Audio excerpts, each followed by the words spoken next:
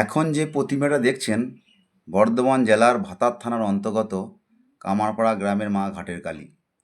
আমরা বলি, সত্যি কি ঈশ্বর বলে কিছু আছেন? হ্যাঁ, আছে। আমরা ঈশ্বরকে খুঁজে না পেলেও অনুভব করতে পারি। এই সেই পুকুর, এটিতে মা বিসর্জন হয়। চারিদিকে নিস্তব্ধ, কিন্তু পুকুরের মধ্যে কেমন ঝড় চলছে। দেখুন, ঈশ্বর বলে কিছু আছে কিনা।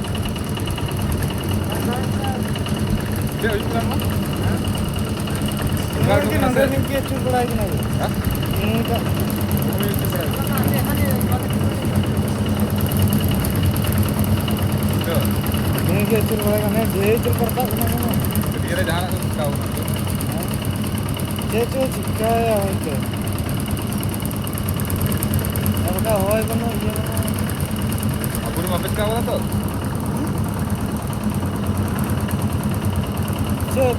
Kau